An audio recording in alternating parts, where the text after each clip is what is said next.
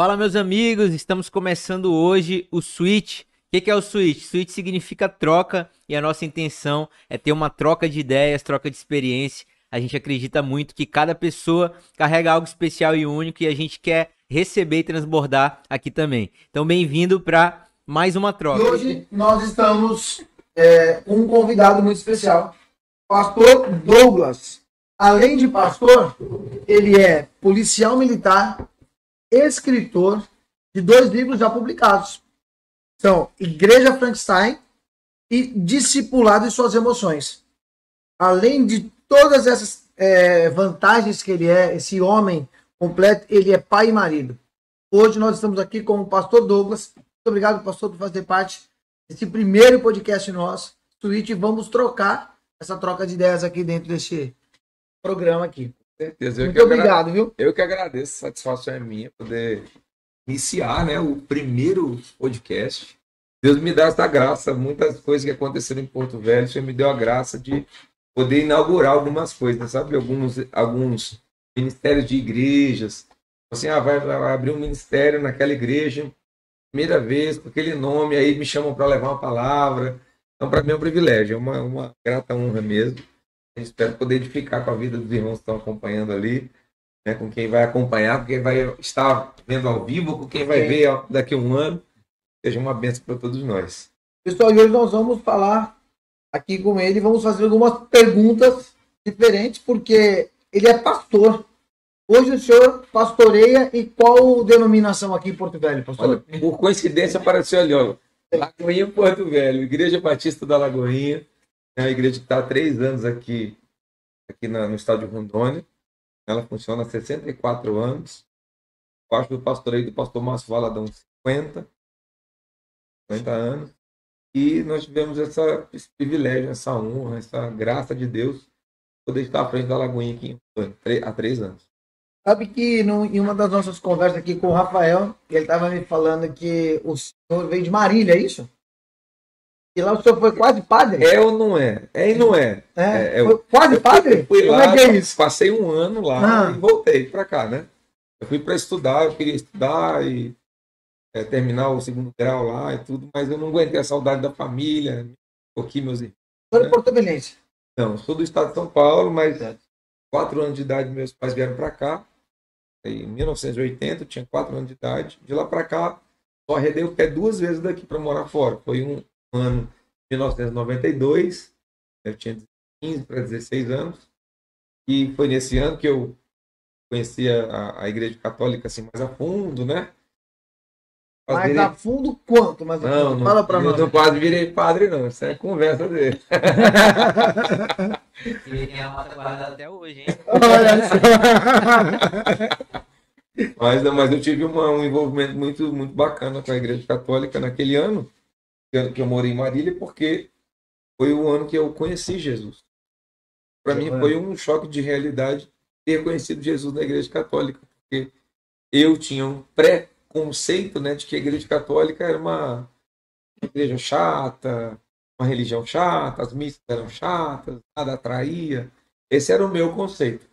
Naquele ano eu morei na casa de uma pessoa que eu tinha ela por vó, uma vó de coração, né? E aí todo domingo ela me levava forma obrigatoriamente para toda avó e mãe tem isso, né? De levar o filho para a igreja para não ele não tá na rua, não tá empinando pipa, não tá com umas companhias, né? E ele acaba nós indo para a igreja dessa forma, né? E com você não foi diferente? Ela era de uma igreja evangélica pentecostal, e ela me levava na escola bíblica dominical de manhã e no culto à noite todo domingo. Eu fui meses e meses para a escola bíblica e para o culto, para a escola bíblica e para o culto. E aí um dia o primo dela, que a gente tinha por primo, estava passando lá para ir para um culto no sábado à noite, igreja católica. E aí ele, só que eu não sabia, né, qual igreja que ele ia. Ele só passou e falou: estou indo para uma reunião de jovens. A expressão reunião de jovens chamou minha atenção. Se ele falasse culto ou missa, talvez eu não fosse. E aquela foi uma coisa que funcionou comigo. Isso foi uma estratégia. Legal. Ele falou: estou indo para uma reunião de jovens e tal. Você não quer ir comigo? Bacana, uma coisa leve. Para mim, essa é uma coisa assim, de 5 pessoas em volta de uma mesa, né? Eu eu preconcebi uma imagem, falei, bora. Fui. Quando nós chegamos, estava chegando numa das igrejas do centro da cidade de Marília. E aí, quando eu vi que era uma igreja católica, eu falei, ah, meu Deus, não acredito. Aí. Saí de entrar numa pior. Aquelas ideias, né? De preconceito que a gente carrega. Eu falei, mas já estou aqui, vou entrar. Quando eu entrei, a igreja estava lotada. Era um sábado à noite. Jovens.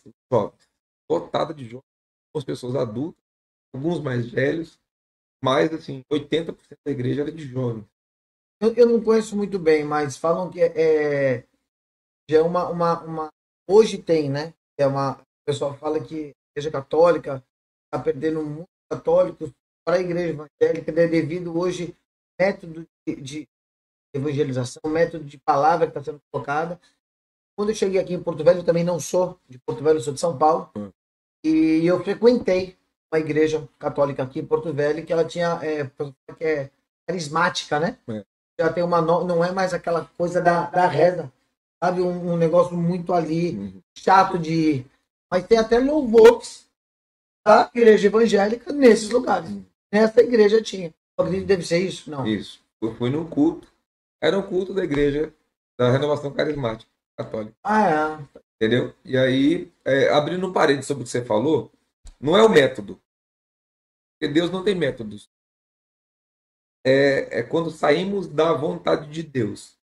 Qualquer igreja que sair da vontade de Deus, qualquer igreja, qualquer denominação evangélica, qualquer segmento cristão, sair da vontade de Deus, vai ficar chato, vai perder pessoas, vai rachar a igreja. Porque toda a história da igreja cristã, do ano 300 para cá, sempre rachou. A própria igreja católica já rachou. Né? Então, assim, a igreja do pastor fulano rachou. Desde os primórdios ela racha. Quando é que racha? Ou quando ela está fora da vontade de Deus, e a vontade de Deus entra, e aí vai ficar a ala dos que vão viver a vontade de Deus e os que não vão, então vai rachar. Ou quando ela está vivendo a vontade de Deus e alguém ali, um grupo, não quer a vontade de Deus. Então vai sair alguém e vai rachar. Então, essa é a história, pelo menos assim, a grande, avassaladora história, né? Essa história de que isso acontece nas igrejas de hoje. Não é de hoje. Já acontece já há muitos anos. E a própria divisão desde a igreja primitiva, né? Vê Paulo repreendendo a carnalidade da igreja de Corinto, dizendo: vocês são carnais, porque uns dizem eu sou de Paulo, o outro fala eu sou de Apolo, o outro fala eu sou de Cristo. Então, e ele fala assim: isso é uma bobagem, isso é uma criancice. Então, não, eu sou orgulho de ser lagoinha, o outro tem orgulho de ser assembleiano, o outro tem orgulho de ser presbiteriano. Cara, você não conheceu Deus ainda. Outro falando, eu sou católico, vou morrer católico. Conheceu o Senhor ainda. Não é sobre ainda. placa de igreja. Não é sobre placa de igreja. Senhor. Um Senhor. Então, quem não viver senhorio vai estar fora da vontade de Deus. E a gente não deve se gabar. E aí, lá nos tempos de Paulo, ainda tinha quem se gabava de dizer: não sou nem presbiteriano, nem assembleiano, nem sou lagoinha. Eu sou de Cristo. Então, Paulo dizendo assim: você também é um boçal. Né? Que você não está. Paulo era bravo, né? Bravo. Você não está considerando que tem pessoas de Cristo. Paulo não tinha meu Paulo, Paulo era bravo. Ele perseguiu a igreja, depois ele se tornou né? Ele se tornou uma igreja de Cristo. E aí eu fui para esse culto, fecho parênteses. Cara, quando eu entrei, fiquei impactado, porque havia uma presença de alguém que eu não sabia identificar o que era, mas eu sabia que era Deus. Assim, é que eu não sabia identificar, é que você sabe que você entrou no lugar que Deus está. Só que você não tem discernimento daquilo ainda. Mas eu entrei e falei: cara, Deus está aqui nesse lugar. Porque o pelo da pele não fica normal, a tua glândula não consegue ficar fechada, chora, e tu sente o teu corpo tremer, sente um amor te envolvendo, tu quer amar as pessoas, tu quer ser amado. Uma coisa, eu chorei o culto inteiro. E eu entendia tudo que o pregador estava pregando. Coisa fora do comum. Eu não sei para você, Rafael, mas interessante ele falar culto. A gente fala culto. E na católica também fala culto? Não era reunião. Entendeu? Reunião. É que eu estou usando a minha linguagem de hoje. Mas não deixa de ser um culto. Mas é um culto. Era reunião de jovens. Talvez eles não quisessem usar a expressão culto por causa das igrejas. E aí, cara, daquele dia eu entreguei minha vida para Cristo. Houve um apelo no final. O pregador perguntou quem queria aceitar Jesus, quem queria entregar a vida para Cristo. Foi lá na frente que ele queria orar por essas pessoas. Eu fui chorando, chorei, entreguei minha vida, porque eu senti que minha vida mudou radicalmente. Por exemplo, um fato que mudou. Eu seguia uma linha de religião, uma linha de sociedade secreta. Eu era da Ordem Demolei, né, que é da maçonaria, e eu seguia Masaharu Taniguchi. Eu era um discípulo da Seichonoye. Ao aceitar Jesus, entraram verdades dentro de mim, que são imutáveis até hoje. Por exemplo, quando eu aceitei Jesus, eu sabia que eu não podia mais voltar para a maçonaria. Ninguém falou lá sobre isso, só falou de amor, falou de Jesus, falou do plano da salvação. Lá ninguém atacou religião nenhuma, ninguém atacou nada. Foi um culto assim, onde só a glória de Deus estava. União de jovens pesada da glória de Deus. E o pregador daquela época que eu conheci era brabo, como tu diz, né? Era brabo, os caras pregavam Cristo de uma forma muito louca, a galera orava em o povo pirava na presença de Deus. E hoje você vê, tem igrejas evangélicas que não tem o poder de, assim, desculpa a minha falta de ignorância, mas não é tão avivada quanto uma igreja católica. Não. Ontem nós fomos lá naquele culto que o senhor estava falando que tem denominações que é só evangelismo, que é só ali, né? Fica aquela coisa mediana. Medíocre mesmo, porque fica só naquilo ali. Não é nem mediano, é raso. É raso, abaixo de. Então, abaixo do mediano. Você já pensou? Então, e a gente pega uma igreja, e tem muitos cristãos que têm esse preconceito, que é julgador de uma denominação como a católica que faz história, que está travando vidas, que está pregando o verdadeiro evangelho, né? Está fazendo ID. Né? Depois de alguns meses, lá em Marília, eu já estava integrado, né, junto com a igreja, com os líderes, eu participava de tudo. Aí, uma vez por mês, uma vez a cada 2 meses, eu não me lembro qual era a periodicidade, eles faziam alguns eventos em várias áreas. Marília é uma cidade grande, né? Conheço Monet Marília. Então, tem vários lugares da cidade. Então, eles faziam, vamos fazer um cenáculo, eles chamavam de cenáculo, vamos fazer um cenáculo no bairro tal. Então, via-se ali um espaço grande, né, que pudesse agregar bastante gente, e a gente ia para esses lugares. Eram 3 dias de oração, eram cultos. Louvor, oração, palavra, oração. Entendeu? E eu me lembro que assim, uma coisa me chamou muita atenção naquele tempo, que apesar da pouca idade, né, eu tinha 16 anos, eu me lembro que eu aceitei Jesus, assim, eu faço aniversário em julho. Então, assim, é meio de mês, né? Do meu aniversário para o fim do ano, eu já era crente. Eu já tinha 16 anos. Apesar de pouco conhecimento, eu tinha uma noção do que era a igreja evangélica, um pouco de noção, né? Não muito. E igreja católica, alguma noção, assim. Então, teve um dia lá no cenáculo desse, na zona sul da cidade, e tinham grupos isolados no cenáculo. Por quê? Porque era muita unção derramada. Não tem esse avivamento lá na Universidade de Asbury? Sim. Quer dizer, Asbury é uma cidade, mas a Asbury University não é uma cidade, né? É perto de Lexington, cidadezinha na Universidade de Asbury, né? Esse avivamento nós vivemos em 92. O povo não queria sair do lugar. Ninguém ia embora. Orando, cantando, chorando, se arrependendo, confessando. Na católica, curando enfermo. E sabe o que acontecia? Ninguém ia embora. Igrejas evangélicas, pentecostais, ficava lá dentro do cenáculo em grupos. Tinha grupo de 10 pessoas, grupo de... Tem umas igrejas que eu até hoje tenho, que eu vejo, umas irmãs que usam até aqui, vestidão assim, bem comprido, o cabelo dela não pode cortar de jeito nenhum. Não sei o nome dessa denominação, né? Uma denominação evangélica, pentecostal, mas que tem um tipo de tradição de uso e costume, que eu não me lembro o nome. Não é a Deus é Amor.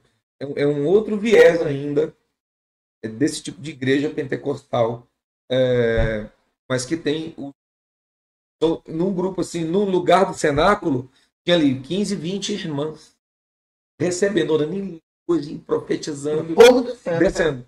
No outro lugar estava o pessoal da igreja que eu ia com a minha avó, que era a igreja do avivamento bíblico.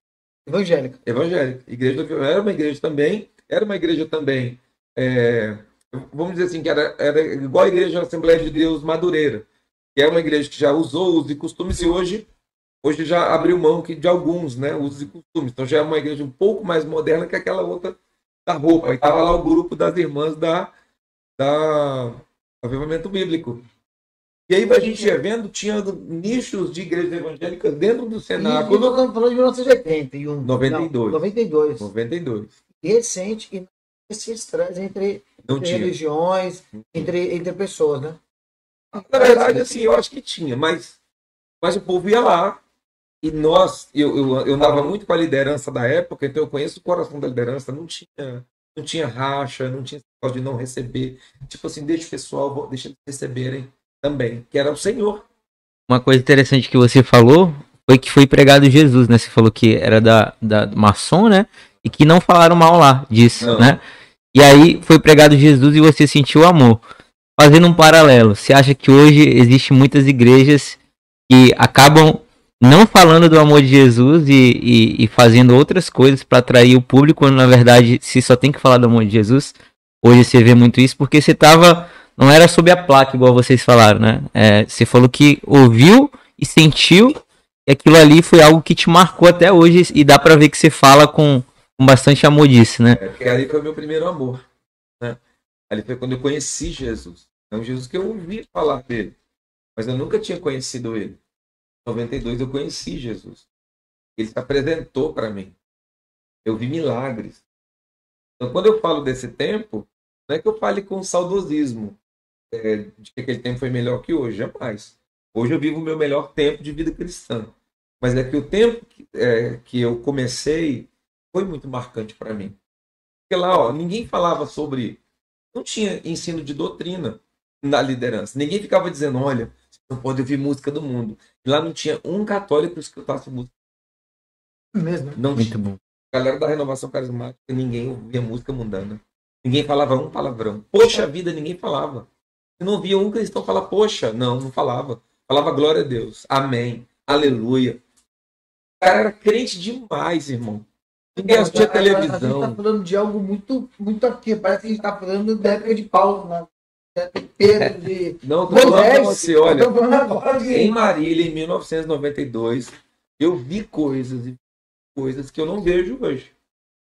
O pessoal fala assim, o Encontro com Deus começou em 97, 98. Eu falei, não, foi 92. Não, foi. Porque lá em Marília, a Renovação Carismática Católica já fazia encontros com Deus. É que ninguém estava preocupado. Também não tinha rede social. Sim. Mas ninguém estava preocupado em dizer, olha, nós que começamos. Não, e tinha. como que era essa questão de adorar a imagens? Não tinha adoração de imagem. Nessa ocasião. Não tinha. Os renovados não adoravam imagem. Tratavam a imagem como uma lembrança. Agora, o pessoal mais ortodoxo, da Igreja Católica mais ortodoxo, já não gostava muito da renovação por causa disso. Porque já não adorava a imagem. Adoravam o Santíssimo, né? Que é aquela hóstia que passa num sol grandão, assim. Então, os renovados adoravam o Santíssimo porque acreditavam que ele era o Cristo, entendeu? Nessa igreja que eu falei que eu vim aqui, próximo de casa, era isso aí que tinha mesmo. Parecia um sol. Eles não adoravam, eles falavam em línguas. Eu fiquei, foi logo quando eu cheguei aqui em Porto Velho, e a Cristiana, quando eu casei com ela, ela falou assim, a pessoa que casar comigo, ela vai ter que entrar por essa igreja. E quando eu entrei com ela, depois ela falou assim, olha, você é meu marido porque eu orei ao Senhor. E ela foi criada no catolicismo. Eu nunca tinha entrado numa igreja católica. A minha família toda é cristã. Então, e a gente vem com essas crenças também de falar sobre o catolicismo.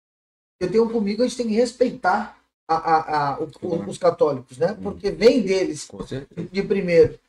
Quando a gente vê esse carismático hoje, fala, cara, é quase um culto mesmo.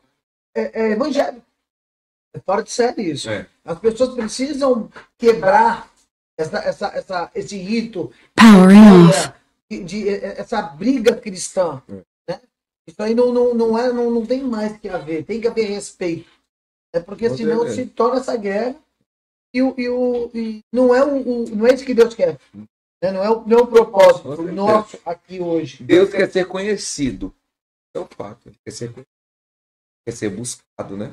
A gente lê um livro lá em casa, um autor que ele escreveu 2 livros, né? Coração Selvagem, que é desenhando o homem em Deus, e Em Busca da Alma Feminina, que é desenhando Deus na mulher.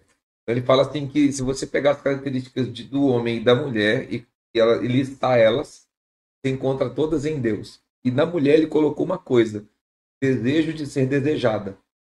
Você vê que a mulher, ela ama ser desejada, saber que é desejada, saber que é procurada.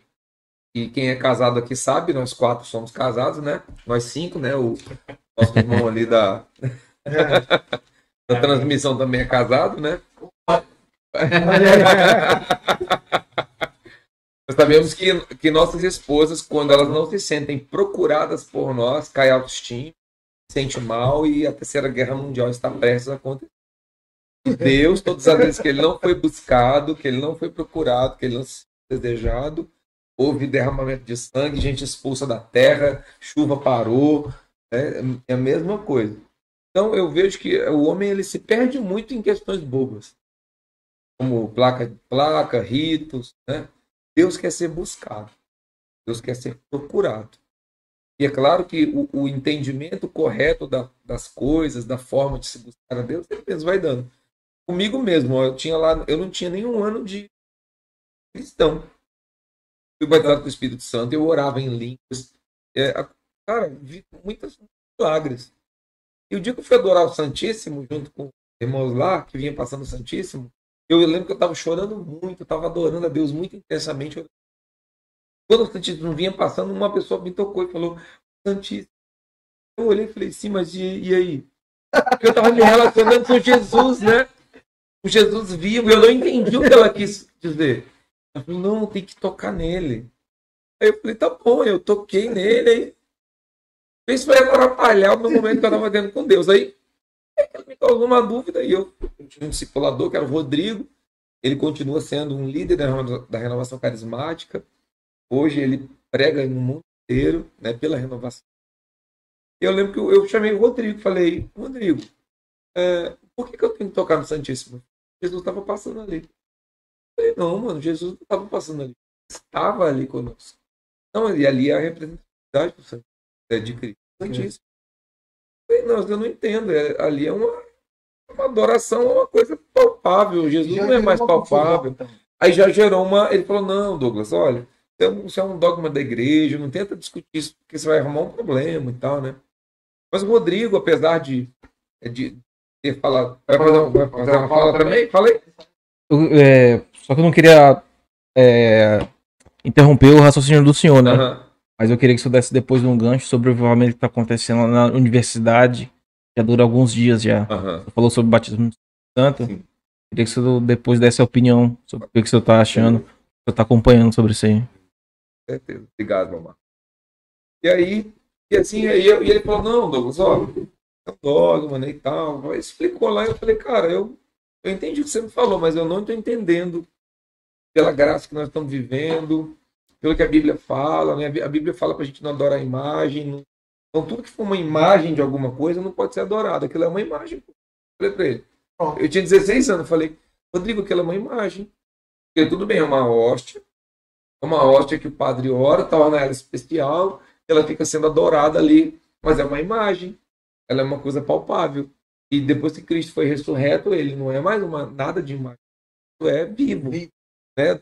Você prega que Cristo vive, né? O padre renovado prega que Cristo vive, né? E vocês pregam com manifestação de sinais, de poder. Tem uma verdade no que vocês falam, porque a gente vê milagre. Cara, vi muito milagre, muito. O ano de 1992 para mim, louco. Eu vou contar o primeiro milagre já para vocês. Para vocês verem assim, que nível de milagre eu vivi naquele tempo. Eu vou contar o primeiro que Deus me marcou. Então, assim, ele não me convenceu, eu não convenci ele, mas eu comecei a achar estranho aquilo. E aí, os últimos meses, para mim, lá, até receber uma profecia de um padre, que eu vim para o norte. Tal. Padre também da profecia. Rapaz. Meu irmão, Aquele fantástico, tá vendo aí? Os caras bravos lá, mano. Os cara ia orar. O cara não me conhecia, ele veio de outra cidade, a gente fazia vigília todo sábado. Começava meia-noite em ponto, acabava às 6 da manhã. Parecia que era 10 minutos. A gente passava a noite inteira vendo milagre, orando em língua e expulsando demônio. Porque o pessoal levava endemoniado lá, aí o Rodrigo expulsava os demônios. Tinha demônio que juntava 10 em cima, o demônio jogava todo mundo longe. O Rodrigo ia lá bem manso e falava: em nome de Jesus eu te repreendo. Saiu o demônio embora. Cara, esse cara tem muita autoridade. O Rodrigo vivia em consagração. Era noivo, era um cara virgem, tinha 19 anos, era virgem, era noivo. Então era um cara assim que estava buscando a Deus o tempo inteiro. Um cara consagrado ao Senhor. E aí, tipo assim, não me convenceu a fala dele, eu não convenci ele. Também não fiquei arrumando confusão, mas eu falei, bom, eu estou vivendo o Senhor e isso não vai me atrapalhar. Eu vou continuar vivendo Deus nesse meu tempo, nessa minha história. E foi um ano assim de agreio. Esse padre que veio de outra cidade, uma cidadezinha perto ali, é Tupã. Tupã é perto, né? Presidente Prudente, Tupã, aquela região ali. É mais longe. Bauru, né? Ou ali perto também de Marília? Perdão, Garça. É bem pertinho mesmo de Marília. Ele veio dali de Garça. Com pessoa, ele era o padre de uma comunidade terapêutica.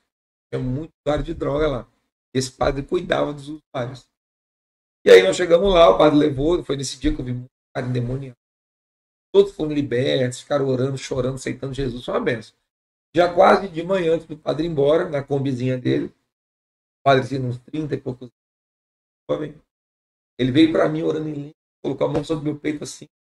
Ele falou bem assim, eu nunca tinha visto ele, nem ele me visto. Conheci. Ele falou assim, eu vejo um ônibus indo para o norte. Você está dentro desse ônibus. E você está indo para o norte. 4 anjos muito grandes vão guardando esse ônibus, porque é uma missão muito importante da parte de Deus. Eu te comissiona a levar o avivamento. Porque lá não chegou o avivamento. E é você quem vai levar. Aí eu duvidei de tudo. Eu não duvidei do norte. Por quê? Porque naquela semana minha mãe tinha mandado a passagem para mim. Eu estava com a passagem na mão já. Então, assim, em menos de 30 dias... Você ainda estava com 16 anos? Não, Estava com 16. Foi 6 meses. Porque eu aceitei Jesus ali, eu não me lembro o mês, mas acho que foi ele por junho, julho. Em dezembro eu voltei. Eu fiquei 6 meses na presença de Deus, uma criança lá. Conhecendo a Deus de uma forma profunda. E aí, tipo assim, em novembro, o padre trouxe essa palavra para mim. Eu já estava com a passagem. Em dezembro eu viajei. E não é proibido tomar café, viu? Uma regra, café. Pelo contrário, é proibido não tomar café. Né? Aqui é necessário tomar café. Agora me diz uma coisa, pastor. Legal, com 16 anos, tudo. De lá para cá, você sempre esteve nessa caminhada ou você nunca tomou uma cachaça, nunca foi pro rock, ou foi esse rock não. Pagodinho. Como é que Eu é? tenho um preconceito contra o rock, mas eu ia pros pagodes. Tu é do pagodinho. Certo. Vamos lá. Mas você saiu dessa fase, após essa fase, quantos anos o senhor conheceu o outro lado? Porque o senhor não conhecia esse outro lado. Não, foi meses depois. Eu conhecia porque os meus irmãos, eu sou caçula. Os meus irmãos sempre foram de festa. Velho, já era usuário de drogas. Então, assim, eu conhecia a festa. Eu só não bebia, não fumava. Né? Eu era um menino tranquilo que via as coisas acontecendo, mas eu não me envolvia. Nunca teve desejo? Não.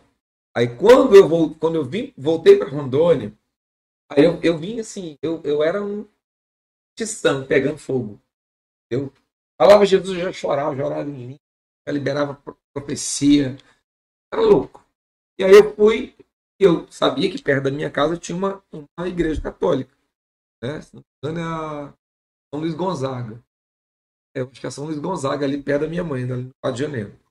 Eu falei, eu vou lá na igreja, vou na missa, né? Vou. As missas em Marília era uma loucura. Igreja lotada. O interior é... Gente orando. Anjo. Pega aquela música, tem anjo voando aqui naquele lugar. Mano, aquilo era real. A gente cantava aquilo na presença de anjo. Era uma coisa muito. Aí eu fui pra missa. com essa expectativa do coração de Marília. Cheguei na igreja lotada, mas não tinha Deus. Parece que nem pessoas tinham. Parece que estava um breu, um desavivamento. E aí uma missa Aí te chata. mornou também. Não, aí não. Eu ainda estava, porque eu estava mantendo minhas disciplinas espirituais, né? Disciplina. Ó, tudo na vida está baseado em disciplina, né? Espiritual. Disciplina faz em qualquer área. Empresarial, profissional, espiritual. E eu fui e eu queria saber quando era. Eu sempre soube que a missa é a missa do padre e a renovação carismática sempre as reuniões em outros dias. Né? E aí eu fiquei esperando os avisos e o padre falou muito rápido. Como eu estava muito atento, eu até eu tive a impressão que o padre não queria ter falado sobre a renovação carismática. Falou muito rápido. Estava dando os avisos, dava aviso bem lento, dava ênfase. Quando foi falar da renovação, ele falou: quarta-feira, 19 horas, renovação carismática. E já pulou para o aviso. Então existe conflito. Sempre existiu. Só que lá, a maioria dos padres eram renovados, a maioria das missas, a maioria das igrejas, era todas as igrejas católicas avivadas. Aqui, não tinha. Aí eu... Essa igreja que eu tô falando, que eu vou ali perto da Brasília, ali perto da Calama, hein? Igreja grande. Sei. Tem até aquela escola ali, lá que é a São Luís Gonzaga. Hoje ela tá depenada, eles estão reformando a São Luís Gonzaga ali, né? São Luís Gonzaga. Fora de série. Aquela igreja ali, quando eu cheguei aqui pro Velho Cristiano, eu nunca vi algo, para mim, você ir numa missa, era só aquele negócio, aquele batidão ali, né? Uhum. E lá não, era louvor que eu via na igreja evangélica, foi onde é que eu tô. E não tinha tal da adoração mesmo, não. Falava de Jesus, em nome de Jesus. E loucura essa, né? Uhum. Que interessante. Mas havia, e a Cristiana veio de adorar a imagens, né? Da raiz do catolicismo. Uhum. E ela vou te levar, e eu fui lá e falei, cara, mas eles não estão adorando nada aqui. Eu tive uma briga espiritual comigo dentro de mim. Eu falei, meu Deus, agora eu vindo do evangelho, da igreja evangélica, agora eu tô nesse lugar, eu falava, cara, mas peraí, será que eu tô no caminho certo? Será que tem Deus aqui? Tinha. Porque era fora de série, as pessoas falavam em língua. E dentro lá também tem briga. Não é só na igreja evangélica que existe essa rachadura. A própria igreja, que é a aceitação. Aceitação da vontade de Deus. É a falta, né? Falta de aceitação. Falta de aceitação. Aí eu fui na quarta-feira. Eu entendi que era quarta, fui. Aí fui tudo alegre. Falei, meus irmãos. E se a igreja estava lotada na missa, imagina na... Que era assim, a igreja lotava na missa domingo e no dia da reunião da renovação carismática dava fogo, ficava gente fora, pendurado pela janela. Era louco. E aí, todos os cantos. De todo canto. Vários grupos. E aí quando eu cheguei lá, 7 pessoas. 7, 8 pessoas. Aí uma coisa aconteceu também aquele dia. Naquela semana, eu tava no ônibus indo pro 4 de janeiro, e aí num ponto de ônibus, nunca vou esquecer disso, porque era o Senhor me mostrando. Eu sentado na janela aqui do ônibus, bem distraído, como sempre fui. E aí quando chegou num ponto de ônibus, a Dom Pedro II, 2 quarteirões antes da Jorge Teixeira, ônibus parado aqui, é como se o Espírito Santo estivesse assim no meu rosto, para eu olhar e fixar o olhar num cara que estava no muro. Ele estava encostado no muro, com o pé assim no muro, né, e fumando um cigarro. Cara grisalho. E eu não consegui tirar o olho dele. Era para gravar aquela imagem em mim. E beleza, eu saí com aquela imagem fixada na minha mente. Mas eu não sabia o que estava acontecendo. Eu cheguei lá na renovação carismática da noite. Tem um cara com um violão que era o líder da renovação. Quem era ele? O cara que estava fumando. Aí o Senhor já falou comigo. Olha porque ele não quer. Contou uma vez isso. Já? Eu já falei, acho que uma vez. Me lembrou isso agora. Aí eu falei, meu Deus, é o cara. O Senhor trouxe na hora a memória dele fumando. Aí, tipo, daquele momento em diante, eu entrei em estado de alerta. Eu vou só ouvir. Falei, meus irmãos, vamos dar as mãos, vamos começar a fazer uma oração, né, para nós começar a nossa reunião. Aí, na mão aí, começou a orar e tal. E aí eu comecei a pegar fogo. Já comecei a orar em língua. Quando mais eu orava em língua, mais uma mão me puxava assim. Eu achando que esse irmão aqui estava no fogo, aí eu orava mais alto e ele puxava mais forte. Até que eu abri o olho e o irmão estava com pode. Aí eu. E o irmão lá orando, ele com o violão orando e cantando. E eu. O que foi? Ele falou: não pode orar em língua, não pode. Ai, ai. Eu falei: mas como que não pode? Quem que proibiu? Ele falou: o bispo. Está proibido de orar em língua, proibido de impor as mãos, porque isso não é a vontade de Deus para nós, segundo o bispo. Eu falei: mano, não tem bispo, papa, não tem anjo, não tem quem me tire o dom que Deus me deu, é um presente. Ele: não, mas não pode. Eu falei: bom, mas eu vou respeitar, né? Dentro de mim eu pensei: eu vou respeitar. Aí vou ficar prestando atenção aqui. Aí, cantou a música, leu um versículo bíblico, falou algumas coisas, e eu não entendi nada, foi uma reunião muito chata, muito difícil de participar. E no final ele falou assim: olha, irmãos, a reunião é isso aqui mesmo. 7, 8. Deus não quer quantidade. Deus quer qualidade. Nós aqui vamos ter qualidade, porque não precisa de. Bem, vamos para casa, vamos orar, e aí, quarta-feira que vem, nos reunimos de casa mal. Eu já sei, vou sábado. Reunião de jovens. Tá melhor, né? O padre falou que tem reunião de jovens. Fiquei lá e tal. Não tem nada, assim. Coisa bem difícil para mim. E aí, quando a gente estava saindo, só foi um pouco mais alegre do que a reunião da quarta. E quando a gente estava saindo, o líder eu lembro bem da fisionomia dele, um moreno, meio índio, era o líder de jovens da época. Ele, na rua, a gente já na rua, indo na direção da Calama, assim, ele falou: pô, vamos cantar todo mundo, vamos fazer uma coreografia aqui na rua, todo mundo? Aí o primeiro a falar: vamos, porque eu me lembrei lá das coreografias de Marília. Cada louvor na missa ou na reunião da renovação, a gente tinha umas coreografias que a gente fazia.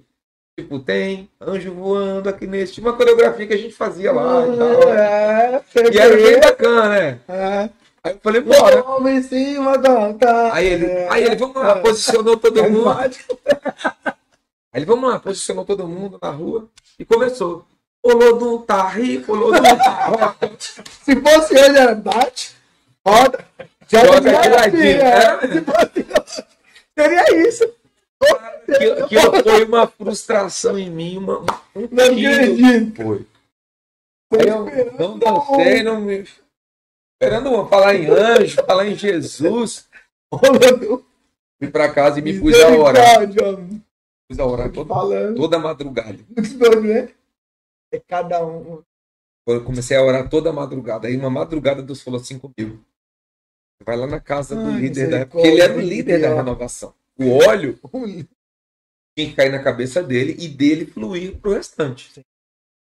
E lá já não vinha óleo, né? Porque ele estava fumando. Ele não tinha entendido que Deus queria era multidões.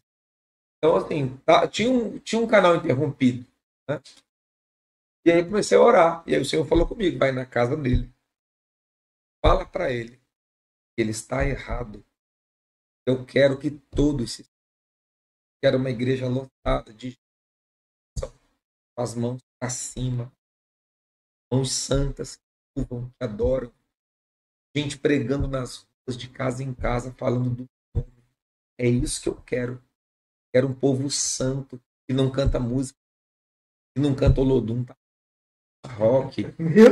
Deus falou comigo de madrugada. Eu quero um povo que me louva, que santifica o meu nome. Diz para ele que ele tem que se arrepender e voltar ao caminho. 16. Eu tinha acabado de chegar de marido. Aí você queria 16 anos falar com coroa. O cara coroa, tinha filhas. Falei: Senhor, vai lá. Fui domingo para mim. Terrível, porque eu já estava sofrendo. E aí, na cabeça ainda. Aí veio aquela palavra do padre lá, do avivamento. Falei: Senhor, é demais para mim, 6 anos. Aí, aí na missa eu chamei ele, e Renato, nome dele. Eu queria um caso, trocar uma ideia, eu tô vindo de uma falar com você. Você me dá o seu endereço? Ele me deu o endereço, era 2 quarteirão da onde minha mãe mora. Lá. Pô, ele preparou um lanche pra mim e tal. Eu falei assim, eu orei essa semana e Deus falou comigo, pra eu vir aqui te falar que tá errado. Que o crente, ele não fuma, ele não bebe, ele não canta música do mundo. Aí eu contei que fui na reunião de jovens, o líder de jovens cantando o Lodum, tá? O Lodum é uma entidade afro-brasileira, é da África, uma Nada contra, divindade. mas Quem quiser seguir, que siga, mas no meio cristão não cabe, né? Então eu falei para ele, falei, ó, Deus, sabe que Deus falou comigo? Tá tudo errado. E ele quer consertar.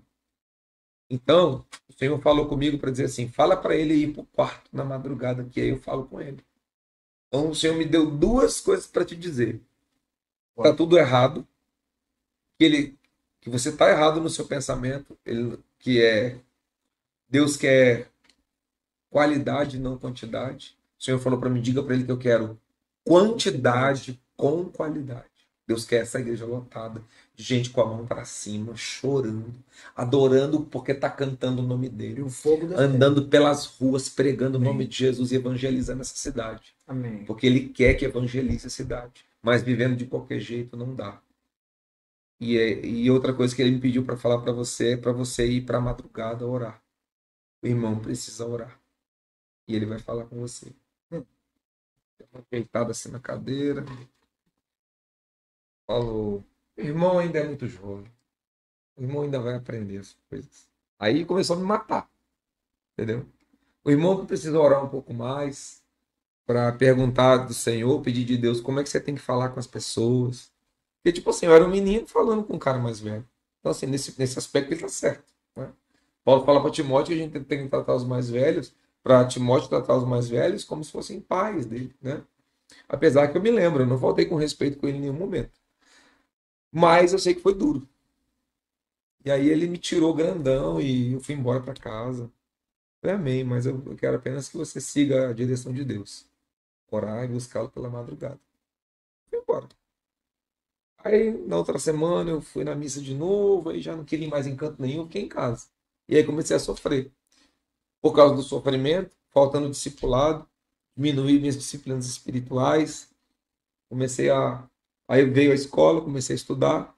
Passei uns 6 meses ainda, firme, crente. Foi já em 1993, segundo semestre, né? Até o segundo semestre eu estava indo bem, como um cristão que não vai em igreja nenhuma, mas sofrendo. Né? Porque aí vem toda a influência. Né? É um desigrejado. Desigrejado. É. Sofrendo as influências dos colegas da escola que saíam para. Na época era Elane, que era o pagode. Elane. Onde é isso? Era aqui na Calama. Mas hoje é a Casa Iguatu. Não, era depois da Casa Iguatu. Tá de casa ali. Ali era uma Elane. Era um piseiro, era um inferno aquilo ali. Aí, mas tudo que o jovem quer, né? Barulho, tudo no escuro, mulherada, cerveja e bagunça. E samba, né? E meus colegas iam pra lá quinta noite. Então eles ficavam segunda, terça e quarta, tudo falando em ela, em quinta. E aí quinta começava. Tinha outros, mas eu não lembro o nome aqui. Eu acho então, que se fosse hoje ia ser todos, né? Ele é todos. A balada vira todos. Aí é quinta, sexta, sábado e domingo. Aí direto. E aí eu diminuindo minha disciplina espiritual, mas ainda com muito temor. Um dia um desses colegas, já até foi na Lagoinha ano passado, já foi visitar, a gente conversou ali. Ele saiu na hora do recreio, na quinta-feira, ele já estava fazendo recreio. Você lembra que é do recreio? É recreio, Na minha época recreio também. Era recreio. Intervalo é hoje. Né? Na época era recreio. Né? Terceiro ano, né, do ensino médio ainda era recreio. É recreio, né? 1993, hein, galera? Faz tempo. Aí ele na quinta. Era nascido, Rafael? Tinha 4 anos. E você, Fabrício? Quantos anos você tinha? 10, 12 anos. Então nós somos da mesma época. E eu com 17. Eu já fiz 17, já tinha completado 17. E esse amigo, ele na hora do recreio, saiu da escola, atravessou, tinha uma mercearia na frente, comprou uma garrafa de cervejas. Naquela época a gente tomava refrigerante no saquinho. Colocava refrigerante no saquinho, com canudo e ficava tomando, né? Ele colocou uma cerveja no saquinho e entrou na escola. Guaraná. Ah. E aí todo mundo sabia que era cerveja, mas todo mundo fazia vista grossa. Que ele estava fazendo o pré. Ele era o cara, né? O aquece dele para ir para ela e ele já queria chegar lá, já meio legalzão, né? E ele chegou para mim e falou assim: dá um pau aí, novato. Meu. Aí eu falei: não, Mano, eu não bebo, não. Canudo, né? Porque que eu bebia deixa o cara mais chapado, né? É uma técnica. Que não passa no pessoal não rola. Nós estamos falando do passado, né? Não estou mais lá. Passado nem saudade. Nem saudade. E a técnica nem funcionou, não. Não testa, não. Não testa, não, que não funciona. Aí ele dá um pau no novato. Eu falei: não, quero não, mano. Obrigado. Quero não. Aí ele falou: tu é crente, né?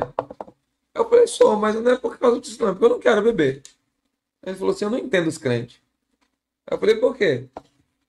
O Senhor dos crentes transformou 100 litros d'água em vinho, encheu a cara da galera de vinho. Com certeza ele bebeu todas naquele dia. Porque se não pudesse beber, se não pudesse beber, irmão, ele não transformaria água em vinho, ele transformaria em outra coisa. Em azeite, Aí como eu não estudava, não tinha Google para, né, dar um Google e saber por que transformar água em vinho, não tinha tantos livros, né? Eu estava sem discipulado, eu fiquei raciocinando o raciocínio lógico dele. Falei: faz parte, faz sentido. Se não pudesse, eu não tinha transformado a água em vinho. Falei: mano, você tem razão, me empresta aí. E 17 anos começou. Aí dali, toda quinta, eu já ficava igual eles, esperando a quinta. Que era pra ir pro pagode. Mas já explica hoje aí pra ninguém ficar confuso aí. Ó, eu sugiro, para falar sobre a água e vinho, um outro podcast, porque não, o assunto é demorado, né? O assunto requer um tempo para a gente explicar o porquê Jesus transformou água em vinho. Porque, na verdade, o transformar água em vinho que causou um problemão ali na mente do judeu, do pós, que não está na Bíblia. Mas quem conhece o costume sabe. Ali causou um problema. Um grave problema. E tem tudo a ver com rompimento. O porquê, né? Por que água em vinho? Ou você rompe para você entrar na nova aliança, ou você fica no velho. Só que eu teria que explicar e a gente levaria uma meia hora. Próximo, tá, pessoal? Senão... Próximo podcast que eu vier, a gente começa falando sobre o porquê transformar água em vinho. Agora pode falar. Não, mas eu quero só... Guarda a pergunta aí, eu estou devendo uma resposta para ele. E eu queria falar do meu primeiro milagre. Que foi muito top. Aquilo para mim foi muito marcante. Como minha mente ainda estava sendo renovada, tinha muita coisa do velho eu. E eu sempre gostei, naquele tempo, e no meu tempo que eu desviei, sempre gostei muito de trocadilhos, figuras de duplo sentido, entendeu? Coisa que eu posso falar aqui, que está escrito de uma forma, mas ao falar tem uma conotação sexual. Sempre gostei de palavrão, eu gostava de palavrão, entendeu? E aí, só que eu estava convertido. E aqui eu fiquei sabendo que a minha mãe e a minha irmã estavam tendo algum tipo de desentendimento, porque eu e minha mãe, a gente se escrevia toda semana. Minha mãe mandava uma carta, chegava pelo correio, eu lia, escrevia outra carta, mandava pelo correio. O que é carta? É um papel como esse aqui, que você pega uma caneta e escreve. Aí lá o que eu fazia? Eu ia nos correios e comprava uma cartela de selos. Cartelona de selo. E o selo, o pessoal pensa que é brincadeira, que os envelopes, o pessoal lambe o envelope e fecha. Os envelopes, não sei hoje, mas naquele tempo, mesmo. O envelope tinha uma camadinha bem fina, uma película de cola seca. Que ao lamber, virava cola. O selo é a mesma coisa. O selo é sequinho, mas você faz assim nele, ó, ele vira cola, já era. Então eu escrevia carta, ia lá, destacava um selo, colocava, né, colava. No outro dia, a caminho do meu trabalho, que eu ia de bicicleta, eu deixava aquelas caixonas de correio, né? Eu deixava a carta lá. No fim do dia, a caixona amarela, o carteiro pegava tudo, recolhia e mandava, né? Aí, eu tô falando de quem mesmo que eu esqueci? Do milagre. De Marília para... Isso. Aí no trabalho, no meu trabalho... Essa carta era de Marília para a mãe dele aqui em Porto Velho. E tem a ver com a carta. Aí no meu trabalho, eu eu lendo a carta da mamãe, ela fala que estava tendo problema com a Renata, que é minha irmã. Elas estavam discutindo muito e a minha irmã namorando com pessoas que a mamãe não aprovava, e aquele problema tudo. Aí eu falei, vou escrever uma carta para minha irmã. Sentei na frente da máquina de datilografia, você não sabe o que é isso. Aí sentei naquela máquina de datilografia manual, faz Olivetti, e com uma folha dessa aqui, uma folha e meia, eu escrevi, só falei de Jesus na carta. Falei do quanto ele transforma a vida, do quanto ele é a água da vida, do quanto ele traz vida com abundância, muda a pessoa. E, rapaz, foi uma carta evangelística. Aí eu me lembro certinho que eu dobrei a carta. Posso dobrar um papel seu? Pode.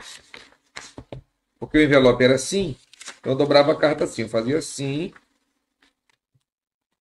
depois fazia essa aqui assim. Aí eu colocava dentro do envelope. Eu dobrei a carta, coloquei dentro do envelope. Aí não selei o envelope, deixei lá, porque esqueci que a cartela de selos estava em casa. Falei, vou levar o envelope, quando chegar lá, eu já selo o envelope. E já despacho. Selo, coloco aqui de manhã, no outro dia eu ponho. Então deixei a carta lá o dia inteiro. Quando eu tive uma folguinha de tarde no meu trabalho, chegou a revista nova do arquiteto, eu trabalhava com um arquiteto. Aí eu sempre gostava de ler as revistas, principalmente a parte de piadas. Eu gostava de piadas. Sabe contar uma piada, pastor? Não. Eu sou ruim. Eu sou ruim. Aí, tô lá. É porque, né? Não, eu sou ruim, sou ruim. De piada. Sou ruim. Mas ele contou uma esses dias, né? Eu tento. Aí eu li lá na página de piadas, de coisas engraçadas, tinha um texto de duplo sentido, né? E, lendo, falava sobre o cume, né? No cume de uma montanha. Mas ao falar as coisas que estavam no cume, dava uma conotação sexual, pejorativa, feia. Eu achei engraçado, dei risada, peguei outro papel, coloquei na máquina, né? Preparei ela lá e transcrevi o que estava na revista para ficou mais ou menos um tamanho pequeno assim, ó. Pode rasgar isso aqui? Pode. Aí eu peguei lá uma régua, cortei assim. Porque lá em casa todo mundo gostava de sacanagem, falar bobagem. Abri a carta, tirei o envelope e fiz assim, ó. Abri aqui, coloquei o papelzinho aqui. Colocou o cume lá dentro. Coloquei o cume lá dentro. Aí, Tá Jesus, a carta falando de Jesus. E o cume Coloquei a carta dentro do envelope. Aí antes de ir para casa eu lambi o envelope, fechei, coloquei na minha mochilinha e fui para casa.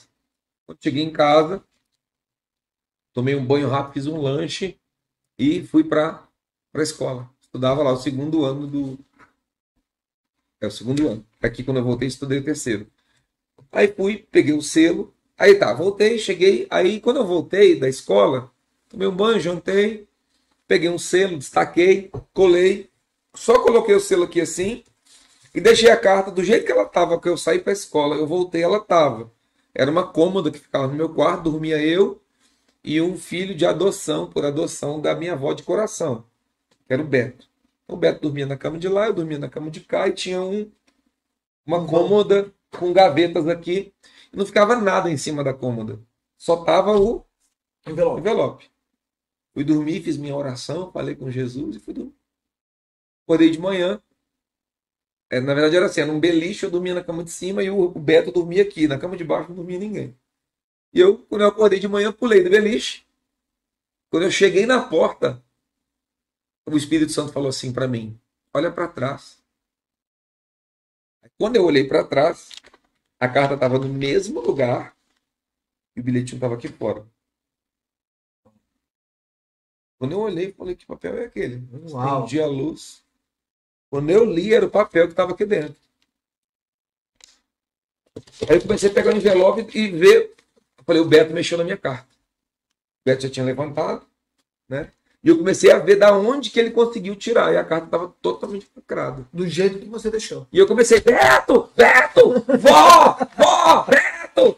Aí veio todo mundo, né? O Beto também já estava se arrumando para ir para a escola. Não morreu alguém. Aí a avó veio, o que foi, meu filho? O que foi? Falei, quem entrou no quarto? Quem mexeu nas minhas coisas? Quem mexeu nas minhas coisas? Fala, alguém mexeu aqui, ó. Aí ela falou, não, ninguém mexeu em nada, sua carta tá do jeito que você deixou aí, Boa meu noite, filho. pô. Ninguém mexeu, filho, o que é isso? Eu falei, aí o Espírito Santo falou assim, liga pro Rodrigo, que ele te explica.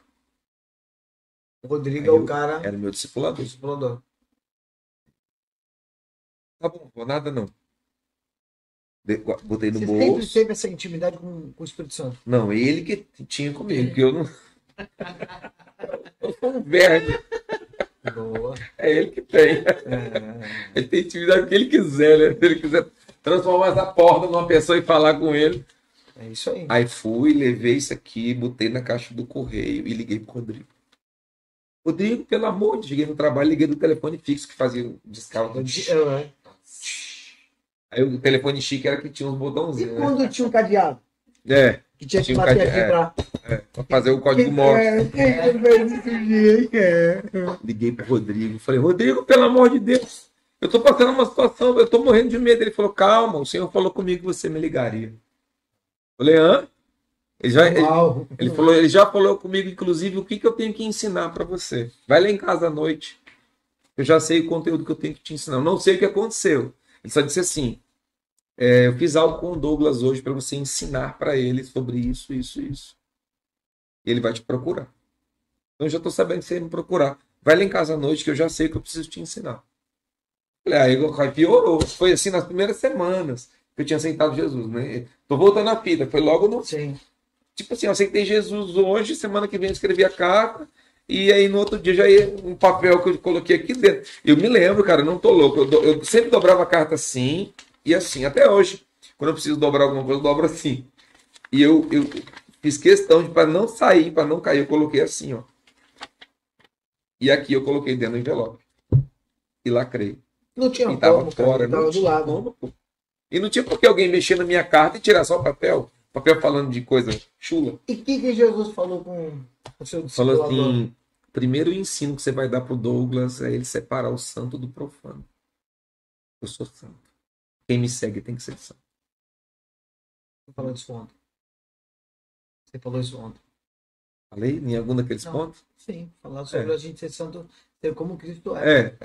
Ele quer Ter isso como de ele pessoa, é. é. Perfeição dele, né? Perfeição dele. Ele falou assim, Douglas. Aí eu contei tudo e ele caía na risada. Cara, eu falei, você tá rindo de quê, mano? Eu tô morrendo de medo. Um papel saiu de dentro do meu... Cara, você ainda vai ver muita coisa. Jesus disse, se Meu creres, Deus. verás a glória de Deus. Isso aí não é nada perto do que você ainda vai ver. Isso é bobagem.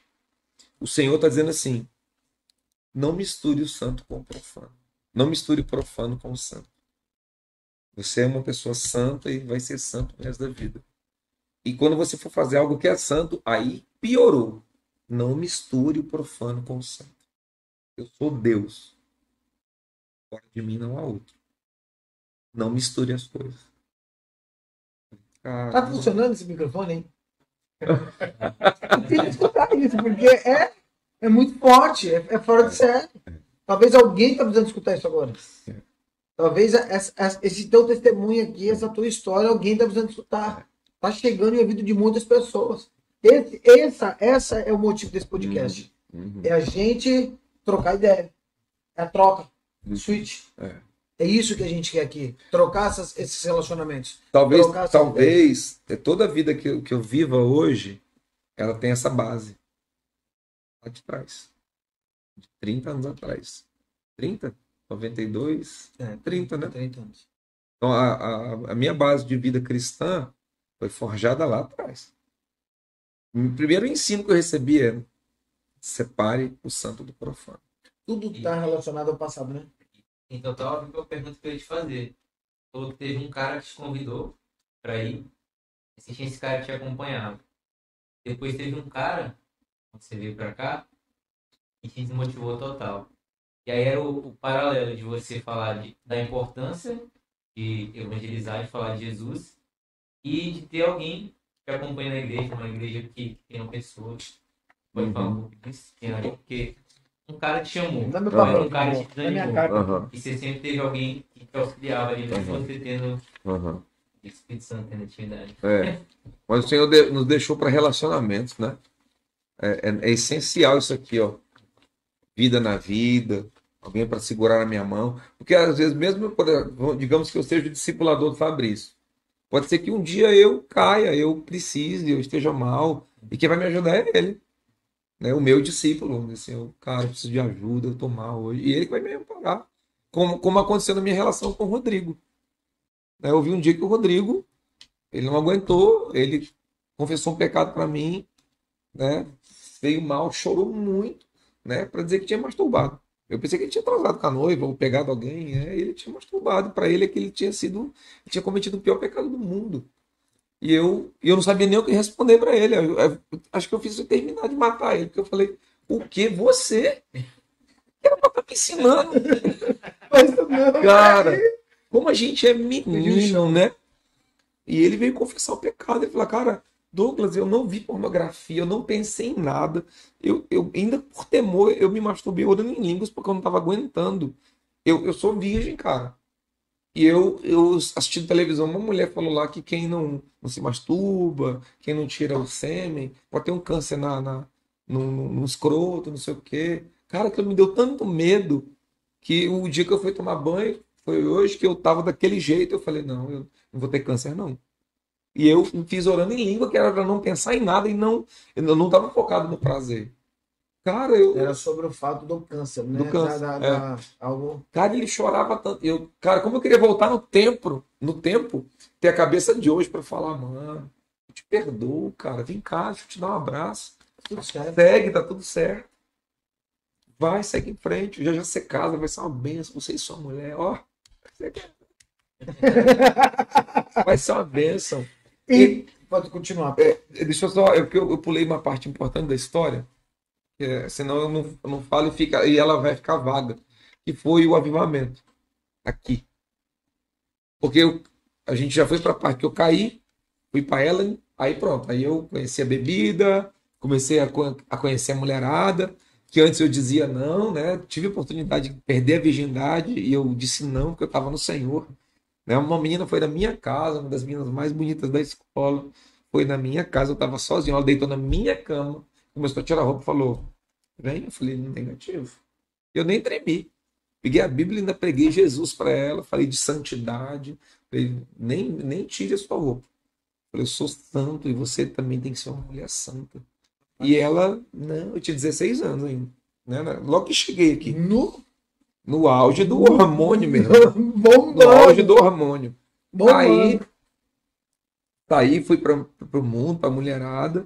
E uns 4 meses depois, eu tô na rua, desci do ônibus, voltando para casa da minha mãe, e escuto uma voz feminina gritando: irmão, irmão. Eu falei: nunca que vai ser comigo, né? Não sou irmão de ninguém. E era a esposa do Renato. E aí eu resolvi olhar para trás, era ela me chamando, vinha correndo, ela tava louca. Uma cara assim de alegre, sabe? Satisfeita. Aí eu lembrei dela, falei: irmã, tudo bem? Como vai e tal? Aí ela falou assim: irmão, nós estamos te procurando há muito tempo. Meses te procurando, meses. E a gente não sabia de onde você veio, onde você morava, quem era você. Irmão, você precisa ir lá na igreja para ver como tá. Irmão, olha, aquele dia que você foi lá, meu marido ficou muito mal. O chateado, ele estava bravo, ele não gostou de ouvir nada que você falou. Mas aquilo incomodou tanto ele, que ele foi orar de madrugada um dia, naquela mesma semana. Quando ele ajoelhou para orar, tudo que você disse, o Espírito Santo falou para ele. Enquanto ele não fosse orar, Deus não ia falar com ele. Quando ele dobrou o joelho para orar, o Espírito Santo repetiu tudo que você falou. Tudo. E falou: tá tudo errado, recomeça tudo de novo. Porque eu quero uma igreja cheia. Tudo que você falou, Deus repetiu. Quero uma igreja lotada de gente santa, com mãos santas, que choram ao cantar meu nome, que pregam pelas ruas dessa cidade. Aí falou: irmão, ele começou a orar, a jejuar, a pagar preço, abdicar de coisa. Você precisa ir numa reunião na quarta-feira para você ver, a igreja tá lotada, tem mais gente do que domingo. E é fogo puro. O povo chorando, adorando, se santificando e pregando o nome de Jesus. fazendo evangelismo em todo lugar. E você faz parte disso, irmão. Você trouxe um avivamento para a nossa comunidade. Vamos lá, irmão. Você precisa voltar lá porque você tem uma voz profética. Você vê que interessante é isso, é que por mais que tem pessoas que a gente fala, mas ela não toma a atitude, né? É. E ele te deu a oportunidade. Basta a gente dar a oportunidade para qualquer coisa acontecer na nossa vida. É. Isso a gente está falando do evangelho, isso a gente pode falar da vida profissional, uma amizade, num relacionamento, num casamento, na relação com filhos. Uhum. E se a gente não, se o filho não estiver disposto a ouvir o que o pai tem para falar, ele vai continuar fazendo o que é errado. Se a esposa não der ouvidos ao que o marido está falando pelo bem dela, o casamento vai ficar destruído. Uhum. Então é tudo uma questão, não é só, né, você ouvir, né, mas é você agir. Ele tomou uma atitude. É. Ele, por mais que naquele momento fosse duro, ele mexeu na ferida, né? É. E ele permitiu ser curado, né? Então, Ele foi para o ato precursor do avivamento. Qual é o ato precursor do avivamento? Oração. Oração. Na oração você encontra o Senhor. É impossível uma pessoa encontrar o Senhor, não se arrepender dos seus pecados. E é impossível uma vida de oração e de arrependimento não ter avivamento. O avivamento veio sobre ele primeiro. E a partir dele veio sobre a congregação. Fora de série, né? Só que aí eu já não queria mais. Eu estava gostando da vida do mundo. Eu bebi daquela água lá. Elane. Na Elane, eu queria Eu tava lá só no sapatinho, só no Didi, entendeu? Aí eu queria só o Didi e a galerinha do piseiro, da bebida, entendeu? Só que aí o Senhor, né, me deixou 9 anos longe dele. Nesses Depois eu 9 voltei. anos, você... Hoje o senhor é casado, né? Tem 3 filhos, é isso? 3 filhos. 3 filhos. Os seus 3 filhos é da pastora Lu? Não. Pastora, um abraço. A próxima é estar aqui com a gente. Nesse período, antes de você conhecer a Luciana, a pastora Luciana, Uhum. você teve outros relacionamentos que a qual te levou para Cristo ou te afastou mais de Cristo? Eu nem diria que me levou, me afastou. Eu estava afastado, estava no mundo. Então eu queria tomar minhas decisões, né? Tomar a rédea da minha vida. Então eu fui escolhendo pessoas até escolher alguém e falar, vou ficar com você. E aí morei junto com uma pessoa, né? Tive uma vida marital, né? Com a Tatiane, que é a mãe da minha primeira filha, da Jade. A gente Quantos anos ficou, ela tem? tem 23. 23. E a gente ficou 7 anos juntos. E depois, aí eu me separei dela e conheci a Luciana, tudo meio que ao mesmo tempo, né? As coisas acontecendo. Eu já não tinha mais vida conjugal, a gente só estava morando junto por causa da filha, né? Muito desgastado. E aí eu saí, 2 meses eu já falei, vamos logo morar junto também. Eu estava muito apaixonado pela Luciana. E aí eu fui morar junto com a Luciana. E aí a gente começou. E quase 1 ano depois foi quando eu me reconciliei com Deus, né? Fui visitar uma igreja Junto com a Lu. junto com a Lu. Legal. Aí eu me reconciliei com o Senhor, tomei uma postura de novo. Aí já não estava mais bebendo, nem fumando, já fui me santificando de novo. Já fui abandonando os palavrões, as mentiras, né? Eu era muito mentiroso. Adorava mentir, adorava falar palavrão, adorava fazer coisa errada. Acreditar né? na pauta é mentira, né? É, É muito doido isso, né? aí eu O cara fui, que mente, ele fui abandonando essas ele coisas. acredita na mesma mentira que ele fala. E a Luciana, 1 ano depois, apesar de já estar indo na igreja, né, comigo regularmente, eu levei quase 1 ano, já distando com a Luciana. E ela ainda mais 1 ano depois que ela se converteu.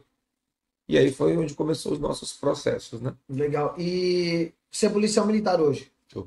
Sargento da Penha. A gente já perdeu. Quantos anos já faz isso? 20. 20 anos. 20 anos. 20 Eu anos. estou E 20 anos na polícia, a Luciana está 16. Muito tempo, né? Muito tempo. Só aqui no estado de Rondônia. É. Foi Rondônia. E sobre os seus livros? Tô sabendo que agora vem mais um livro aí, Tem né? mais um, né? Tá no forno, já tá na Que editora. legal. Aguardando aí. Vejo a hora de ele mandar as 3 capas para eu escolher uma. É o discipulado e as emoções. e as emoções. Já tem prazo para chegar aqui esse livro? Quando chegar, vamos. O prazo é em fazer torno aqui. de 40 dias depois que manda, né? Mais ou menos, mas eles vão tentar entregar antes, né? Então já está diagramando. O período de carnaval atrapalhou, porque ele falou: ó, sexta-feira provavelmente já te mando as capas. O livro já está sendo diagramado.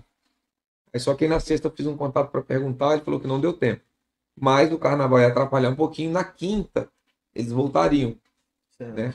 Na quinta-feira. Então, não sei se essa semana eu vejo a capa do livro ainda ou não. Mas assim, já entreguei, já na mão de Deus. Ansioso?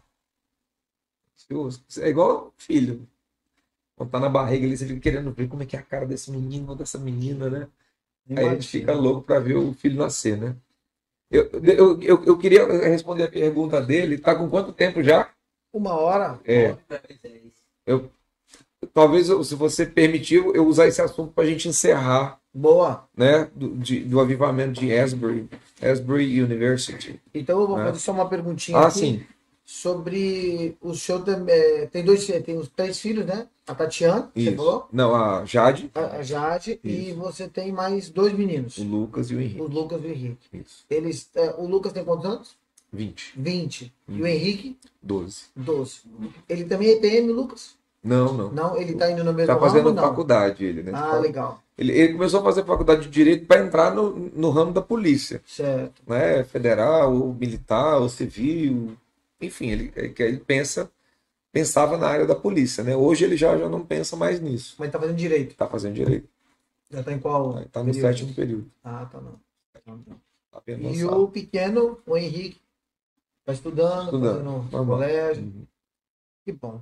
E eles já estão bem direcionados, eles pretendem seguir o seu caminho de pastor, Os dois. né? Já Os dois têm trabalham no ministério. O Lucas trabalha no ministério, o Henrique começou agora a tocar bateria lá no Link, que é o Ministério de Pré-Adolescentes, né? Então assim, ele se envolve, ele é muito envolvido com as disciplinas espirituais. Ele tem o horário dele de ler Bíblia, ele tem o horário dele de orar, ele tem os dias de jejuar. Tem dia que eu compro doce, põe na mesa e ele fala, não, pai, tô em jejum. Puxa, não tem 12 anos. E põe no bolso. Então ele é muito comprometido, Mas né? tá nas suas raízes, né?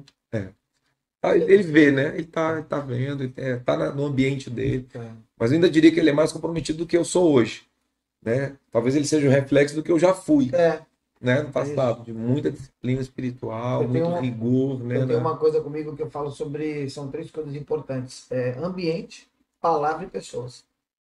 São 3 coisas que a gente precisa tomar muito cuidado, né? Uhum, Aonde a gente se relaciona, com quem a gente se relaciona e o que a gente fala, uhum. né? São coisas que podem destruir a vida ou pode te alavancar. Com certeza. E a gente tem que tomar muito cuidado quanto a isso. Pera aí. Tá. E você, Fabrício? O que você está achando aí desse podcast, essa troca de ideias que nós estamos iniciando aí hoje, trazendo esse brabo de homem, de ser humano, de pastor, de marido, de pai? A gente conhece um pouco do pastor Douglas, né? E para você, como é que está sendo essa experiência aí de... Cara, assim, para mim é uma experiência nova. Numa das nossas conversas eu sempre expus para você que eu tinha esse sonho, né, de abrir um podcast para que a gente pudesse, de alguma forma, levar o evangelho, né, para as pessoas. E como Deus é maravilhoso, né? Ele criou todo esse ambiente, né, fez linkar cada um de nós para que hoje a gente pudesse estar aqui dando o pontapé inicial. Amém. É isso aí. Maravilhoso. E vamos para cima. Pode... Descobrimos o novo dono do Pedro. Hã? eu queria fazer uma pergunta. Apresentador de TV. Eu gosto de fazer pergunta, né? Eu acho que muitas pessoas devem estar perguntando, meu Deus, ele é polícia, né? Será que ele prega com a arma na cintura? Conta bem, Paulo, rapidinho, e depois você responde Tá. e já conclui para a gente finalizar. Não é aqui. rapidinho, é um assunto delicado. É, Né? Mas perguntou, tá vou falar. vendo? Vai render outra. Vai, né? Eu preferia responder assim outra, mas vamos falar. Anota aí. Com ele tem que ser um de 4 horas. Entendeu? É, No podcast de mínimo, 4 horas. Né? Galão de café. Vamos pôr pra cima. Se quiser colocar um café para mim, eu aceito enquanto eu vou falando aqui. Ó, eu entendo a função policial militar como uma função de autoridade. E eu consigo fazer dentro de mim, tem uma separação muito clara dessa vocação e do meu papel naquele lugar. Qual é o meu papel ali naquele lugar? Da minha vida espiritual e pastoral. Então, quando eu preciso pôr a farda, né, que o Senhor sempre me proporcionou, né, nos últimos anos, trabalhar em algum lugar. Estou barbudo, por quê? Porque eu estou trabalhando com autoridade. Mas eu ando armado, e se eu precisar dar um tiro em alguém, eu vou atirar. Entendeu? Se eu precisar prender alguém, ele resistir à força, ele vai tomar porrada. Não tem boca, vai tomar porrada, vai tomar tapa, chute, cotovelada, vou jogar no chão, vou esfregar a cara no chão. Não tem boca, eu sou policial, pô. E a lei me ampara, né? Ou pela legítima defesa, minha ou de outro, ou pelo ato de resistência à prisão, se eu devolvo de prisão, já aconteceu. Falar, irmão, você está preso. O cara fala, você me prende? Um magrelo desse me prendeu. Eu falei, você já está preso. Você não sabe, mas você está preso. Não sei como é que você vai chegar na central de polícia, mas você vai chegar. Não sei se tu vai chegar espregado, sanguentado, ou assim, eu prefiro te levar do jeito que você está. Até porque eu também não quero sujar minha roupa. Ó, eu quero chegar em casa bem. Mas que você tá preso, você tá preso. Vou te bater. E porque o cara era forte, só porque o cara era forte, ele não era igual o Souza, mas era um cara corpudo. Ele falou, você não me prende não, nem você, nem seus dois amigos aí. Falei, parte pra cima dele, irmão. Uma hora que ele olhou assim pro lado, eu já dei uma chave nele e joguei ele contra a porta do carro. E ele, vai quebrar meu braço. Ele, vou quebrar mesmo, joga teu outro braço pra cá, que eu vou te algemar. E os outros dois colegas com medo, né? E aí, bora, pô, pega minha algema aqui, põe nele, que se eu solto ele aqui, ele me quebrar na porrada, cara, forte. Só que eu acertei o golpe, entendeu? E aí eu sei que algemamos, não bati nele, mas teve a ocorrência de sair na mão, de esfregar a cara do cara no chão, porque o cara resistia à prisão, queria bater na gente. Entendeu? Então, assim, eu separo muito bem, eu sei qual é a minha função. Minha função é lidar com homens maus, com más intenções. E essa Bíblia diz que até a espada, se for preciso, a justiça está ali para operar isso. Então eu vou com essa convicção. Mas eu não anulo o meu lado cristão e humano. Então já me compadeci, já chorei em ocorrência, entendeu? Já preguei para muitos que eu prendi, preguei o evangelho, né? O cara chorou, falei, sai dessa condição. Você está preso aqui porque está fora do caminho do Senhor, você não está na verdade. Então, assim, eu já fiz isso, mas eu não vou para isso. Eu vou para cumprir a minha função. Né? A minha função, princípio, preservar a ordem pública, né? E policiamento ostensivo. E se precisar agir, eu estou ali para agir. Então, eu vou bem convicto nisso. Não vou com maldade, porque eu estou armado, para bater nos outros, para ser arbitrário, não. Sou muito cortês quando eu estou de serviço, gosto de ser gentil. Mas sabe aquela gentileza que você fala assim? Né? Bom dia, senhor. É um bom dia, senhor, quando fala assim. Esse cara, se eu falar bom dia mais, risco dele parte para cima de mim. E a polícia tem que ter um ar de café no bule, né? Fala assim, rapaz, tem café no bule. Se mexer aí, vai ter treta. Então, assim, eu sou cortês, sou solícito, mas sempre com energia. Quando eu estou falando lá, eu não falo com essa voz aqui tranquila, eu já falo mais enérgico. Tem que se impor, né? Tem que se impor. Né? Porque a própria sociedade, né, com viés políticos, vem tentando quebrar a autoridade das polícias. Né? O viés político tem feito isso. A polícia não tem mais moral como já teve. Não tem mais autoridade como tinha. Isso gera uma guerra, né? Então, você tem que se impor. E aí, acaba a olha e fala, ele tem que pensar 2 vezes antes de partir para cima. Então eu vou com essa conotação. Sou uma autoridade aqui. Aqui não é o pastor Douglas. Aqui é o sargento Douglas. Né? O pastor Douglas também não fica em casa. Ele vai aqui dentro de mim. Né? Se ele abrir espaço para atuação, ele atua. Mas o ator principal ali é o sargento Douglas. Como quando eu estou como pastor. O ator principal ali é o pastor. Não é o sargento. Mesmo que eu veja, como já aconteceu, né? De um cara ir no culto pela primeira vez e querer confessar um crime para mim, como uma confissão de pecado. Ele falou, matei um cara essa semana. Não teve aquela ocorrência que apareceu em tal lugar? Eu falei, teve. Eu matei aquele cara. Eu estou tão arrependido, não devia ter feito aquilo. E eu já saí da facção e estão querendo me matar. Eu falei, vou orar por você. O sargento Douglas está ali, mas ele está quietinho. O sargento Douglas não vai pegar o cara, levar na prisão e falar, foi ele, tal. Isso também não é crime. Eu estou amparado pela lei como pastor. É uma lei da ética. Existe uma ética legal para a vida pastoral. Eu escuto um crime, não vou falar para ninguém. E se um juiz estivesse assistindo um podcast, me pôr lá e falar, vou te prender se tu não falar quem é. O senhor não pode me prender. Estou amparado pela lei. Não sei que o senhor queira arbitrariamente me prender. Mas eu não vou expor. O cara abriu o coração, ele confiou em mim. Ele queria perdão de pecado, como pastor. Ele queria o perdão do pecado. Ele não estava dormindo à noite. Começou a usar droga. Entendeu? Porque ele não dormia, lembrando do cara que ele matou. E ele precisava de alguém para orar por ele, impor as mãos, liberar perdão. Então ali o sargento fica na dele quietinho, ali quem está agindo é o pastor. Então, se eu não consigo, eu vejo que muita gente na corporação tem dificuldade de fazer essa separação. Foi um dos motivos da minha pergunta, foi isso, né? Porque as pessoas devem pensar, meu Deus, como deve ser esse cara como pastor, né? E ele é um homem como ele sabe dividir as coisas, né? Ele já foi como pastor também, né?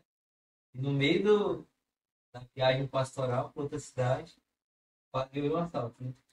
Foi verdade. Aí O sargento veio para fora. A gente estava na beira de uma BR aí, paramos o carro ali, acho que paramos pelo quê mesmo?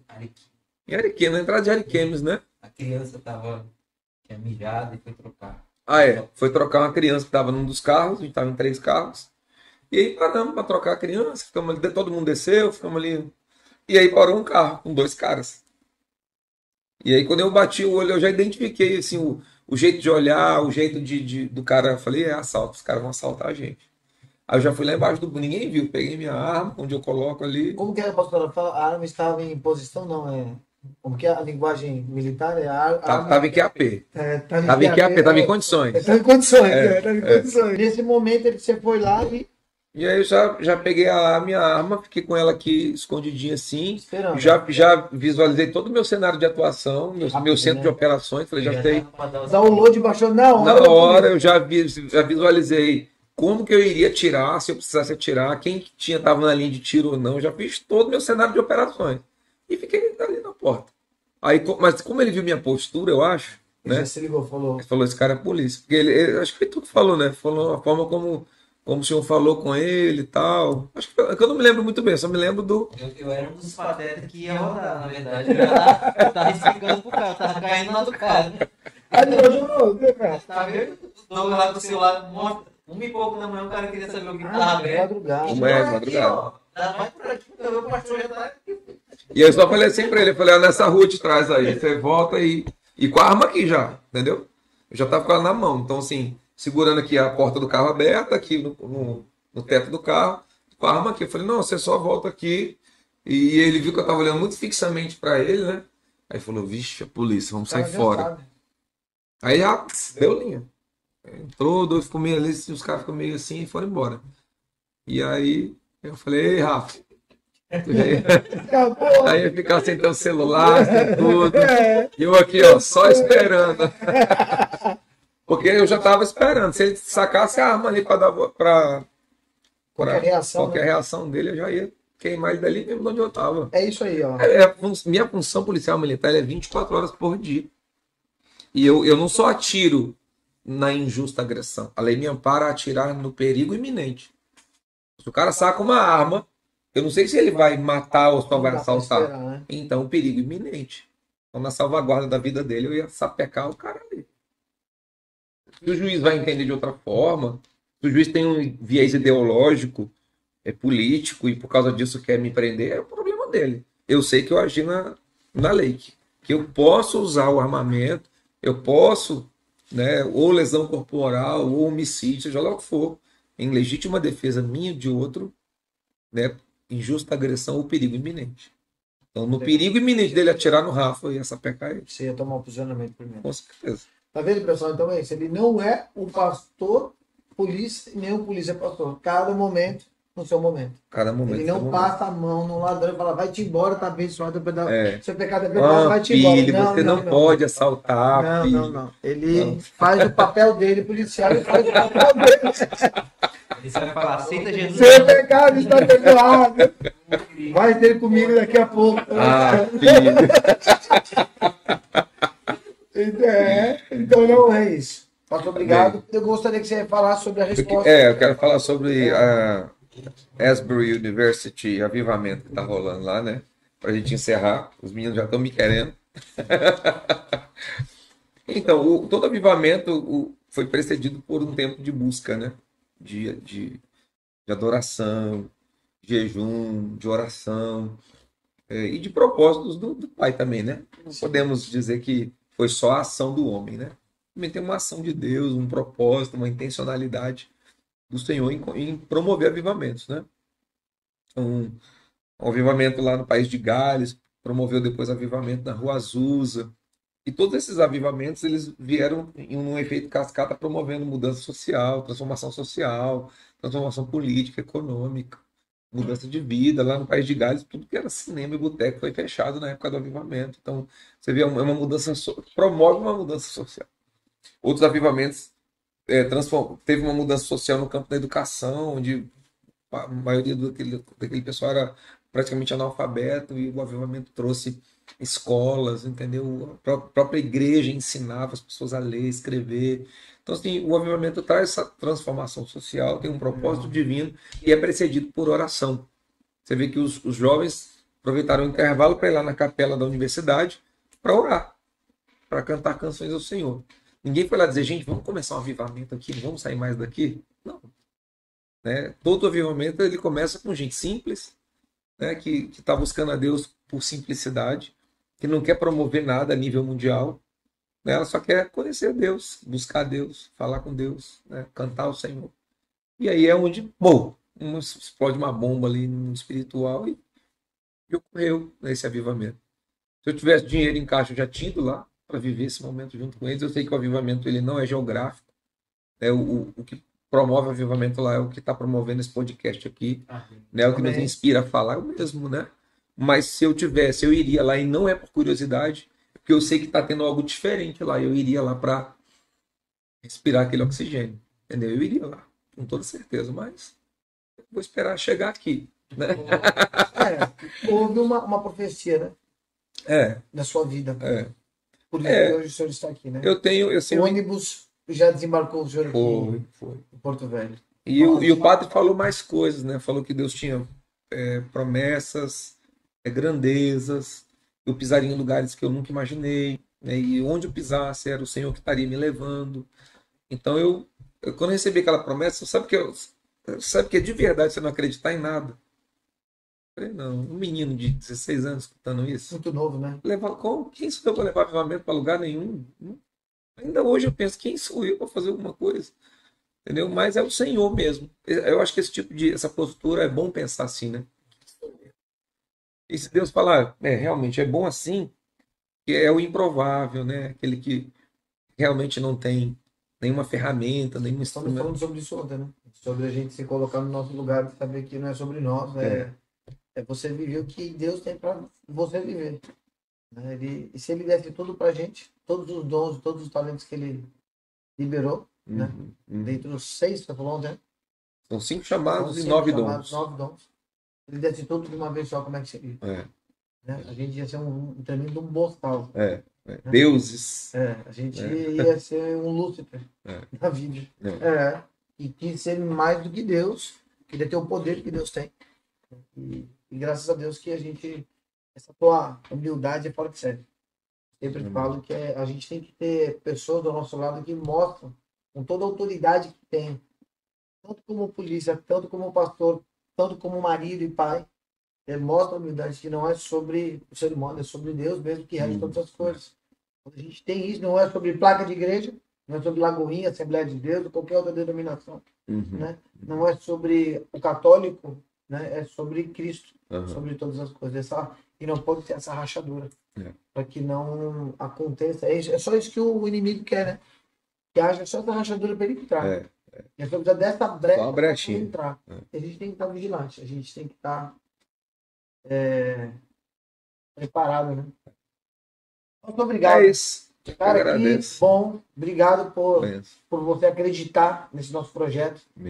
O nosso objetivo é esse mesmo, é falar para todos, receber mais pessoas aqui para poder falar um pouco sobre política, falar sobre empreendedorismo, né? Falar sobre religião, falar sobre tudo. Sobre a cidade, né? Sobre os movimentos que estão acontecendo, sobre saúde, né? Então nós estamos aqui para isso. Então o nosso podcast está aí para isso. Eu agradeço a todos, Rafa, Omar, Fabrício, Douglas. Essas ficam as minhas considerações. Agradeço a todos. E o Rafa, meu parceiro, fica à vontade, Rafa. Para encerrar. Para encerrar, Por Queria encerrar favor. falando que nós descobrimos um novo talento, né? Pedro. Né? A gente vai mudar o nome aqui. Brincadeira, gente. Foi muito bom ter esse tempo aqui, né? É um tempo de troca. E, na verdade, eu acho que eu tô aprendendo mais aqui, que eu falo muito e agora eu só tô recebendo, né? A ideia é que a gente não só despeje, mas que a gente receba. Valeu, Deus abençoe.